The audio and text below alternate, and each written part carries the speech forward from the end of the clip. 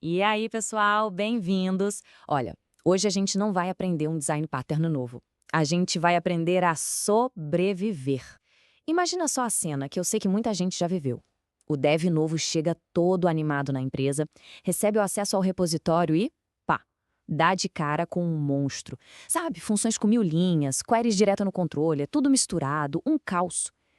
Se esse abismo parece familiar, essa conversa aqui é pra gente. Pois é, a gente vai mergulhar fundo nisso. Porque por trás daquele código todo bagunçado, existe um custo oculto, uma força que suga orçamento e esgota as equipes. É um problema que, olha, quase nunca aparece numa planilha, mas que está ali, afetando cada decisão de negócio. A gente está falando do famoso débito técnico.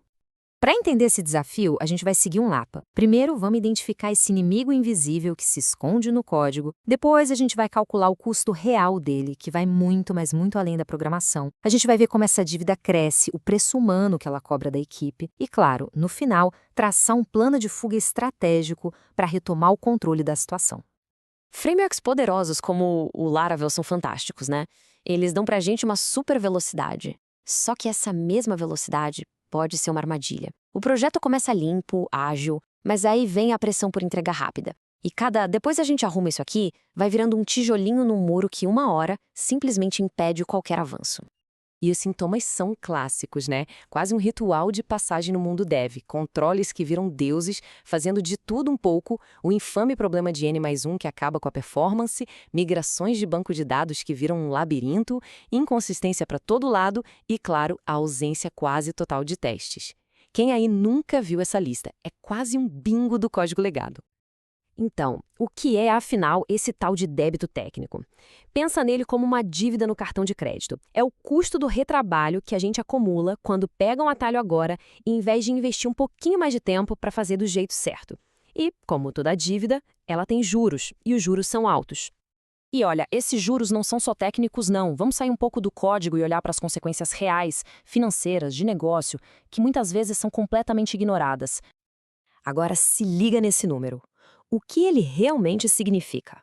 Estudos recentes mostram que a galera de desenvolvimento perde, em média, de 1/4 a mais de 1/3 do tempo de trabalho só lidando com débito técnico.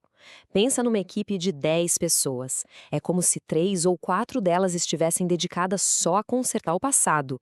É muita coisa. Isso se traduz em grana, dinheiro de verdade saindo do caixa.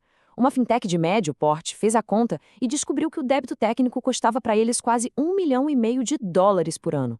Isso não é um número abstrato, não. É o custo da ineficiência, pago com o salário de engenheiros que poderiam estar criando coisas novas.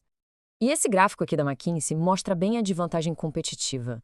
Empresas com muito débito técnico gastam 40% a mais do orçamento de tecnologia só em manutenção. É um dinheiro que deveria estar criando o futuro, mas que está preso consertando o passado. E o pior dessa dívida é que ela não fica parada, né? Ela cresce. E cresce de forma exponencial, tipo juros compostos. Uma bola de neve. Vamos ver como isso acontece na prática, no dia a dia. Uma feature que antes levava 2 horinhas para fazer, no próximo release já leva 4, porque tem que desviar do código todo confuso. Depois, 5. Depois, 7. A velocidade de desenvolvimento vai despencando a cada ciclo. E aí entra o fator psicológico. Com os prazos ficando cada vez mais apertados, o que acontece? O pessoal começa a pegar ainda mais atalhos para conseguir entregar. É um ciclo vicioso terrível que se alimenta sozinho. A solução rápida de hoje vira o problemão de amanhã. Mas, para além dos números e da velocidade, tem um custo que nenhuma métrica consegue capturar: o impacto emocional e na cultura da equipe. Trabalhar numa base de código quebrada é simplesmente desgastante. Aquele estado de flow, sabe? Onde a produtividade vai lá em cima, vira uma memória distante. Então não é de se espantar que 62% dos devs apontem o débito técnico como a maior frustração no trabalho. A Netflix tem um termo que é perfeito para isso: modo sobrevivência. É quando a equipe de engenharia passa o tempo todo em estado de emergência, só apagando incêndio, sem nenhum espaço para pensar em inovação ou em melhorias de longo prazo. É sobreviver, não construir. E o resultado final disso tudo é inevitável: a perda de talentos. Empresas com muita dívida técnica veem os funcionários indo embora 2,5 vezes mais rápido. E quem é que sai primeiro? Os melhores. Eles percebem que o navio está afundando e, claro, tem um monte de botes salva-vidas esperando no mercado. Ok, o cenário parece bem sombrio, eu sei. Mas calma, existe esperança. Vamos passar para o plano de fuga, entendendo como gerenciar algo que, até certo ponto, é inevitável. A primeira coisa que a gente precisa entender é que o objetivo não é ter zero débito técnico. Isso é praticamente impossível em qualquer projeto de verdade. O objetivo é gerenciar essa dívida de forma consciente, de forma estratégica, como qualquer outro risco do negócio. Então, como é que a gente faz isso? Primeiro, tornar a dívida visível. Usar ferramentas de análise, criar um registro, tratar os problemas como tarefas de verdade, com dono e prazo. Segundo, separar uma verba para isso. Dedicar de 10 a 20% de cada sprint para pagar essa dívida. Tem que ser sagrado. Terceiro, refatorar aos pouquinhos. Nada de grandes projetos de reescrita. É melhorar pequenas partes do sistema a cada nova feature. E quarto, focar em performance desde o início, monitorando e otimizando para essa dívida não se acumular de novo.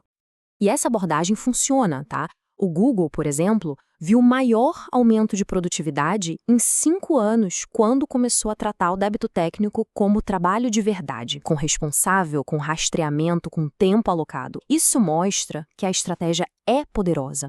No fim das contas, a grande virada de chave é a mentalidade.